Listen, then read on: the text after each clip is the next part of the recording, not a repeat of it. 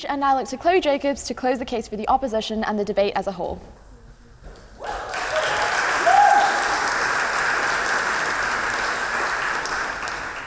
So I'd like to begin with some just out-and-out character assassination of the opposition.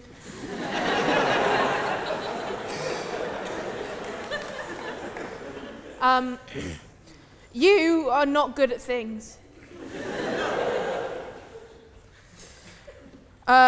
Also, the approval of strangers will never fill the empty void inside of you that screams at night when you're alone. What words does it scream, you ask? It screams, remember that time in 2006 you tried to say hi and hello at the same time and said hi-lo? I also have some visual aids for this character assassination. I'll make sure everyone can see it, but I'll describe it to you.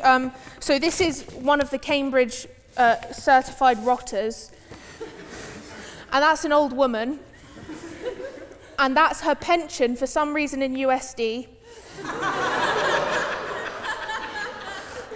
And they've stolen it from her, and they're saying, ha ha ha, yummy pension for me. So I'll just let you all just quickly view that. There you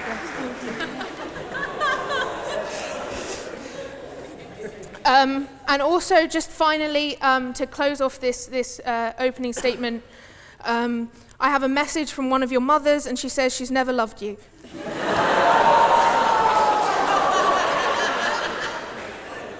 Right.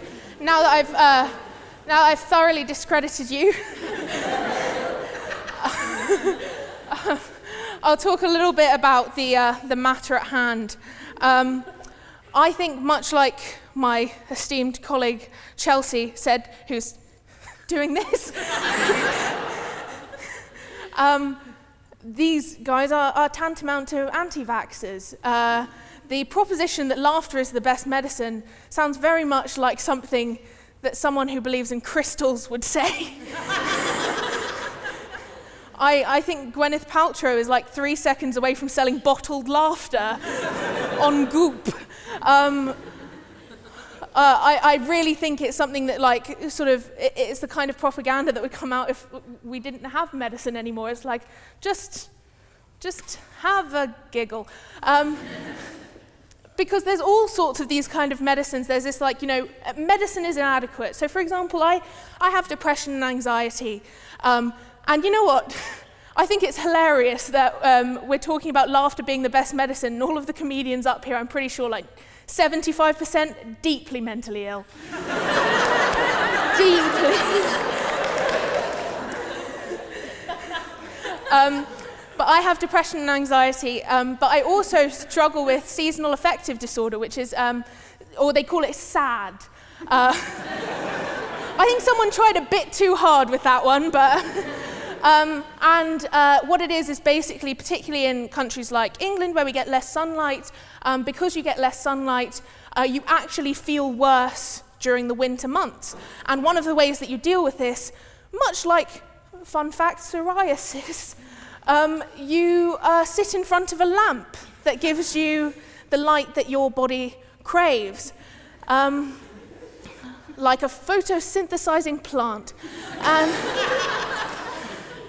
And I thought, you know what, I probably have seasonal affective disorder. The low mood is pretty much constant, but it's January now, and I want to shake things up.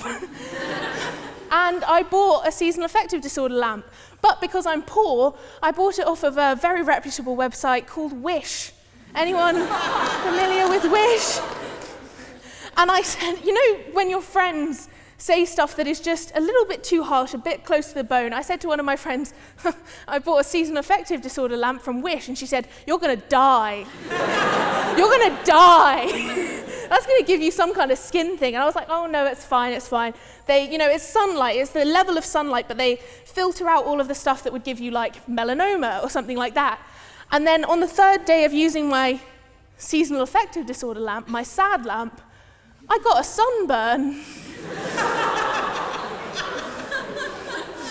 I was just sat there minding my own business, being halogen ovened by my own seasonal affective disorder lab. I had a big red mark down my face and I was like, I'm feeling better already. It's like it's July. Another thing is that because I don't know if any of you noticed, I'm a fat person. Thank you. It's always such an awkward thing when I say I'm a fat person. Like, it's self-evidently true, but people, any difficult topic that relates to a comedian, they say, I've got mental illnesses, I'm fat, I'm poor, I'm whatever. Audiences go, oh no, I shouldn't laugh at that. Oh, no. And it's like, no, we want you to. This is not a joke, this is just true. Please laugh at me. But one of the things that I struggle with as a fat person is that I could go into the doctors with half my leg off, and they'd still be like, have you considered fruit and vegetables?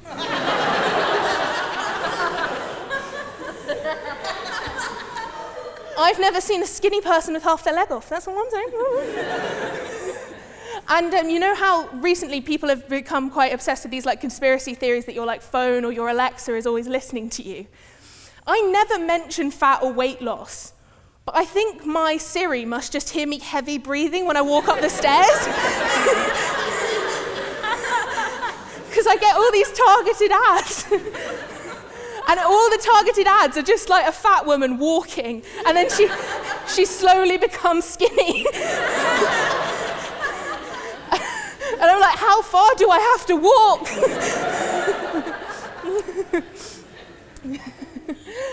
So basically, I think self-evidently the point is that we are peddled a lot of things that are not medicine as medicine because life is scary and things are insufficient. You'd rather take vitamins every day and think that they're making a difference than admit that they're probably not. And yes, thank you. And so we like to think laughter is the best medicine. We like to think that something alternative like crystals or herbs or vitamins, a halogen oven masquerading as a sad lamp can solve all of our problems. Things are much more complex than that, but we as comedians do think that laughter has value, it has purpose, it's important. We like to make you laugh, but that should never be a substitute for medication. Go to the doctor. We are not going to cure you. We're not qualified. None of us. None of us are qualified. So don't put your faith in us. Don't put your faith in comedians. Come to us for a good laugh after you've had your colonoscopy. Thank you very much. Goodbye.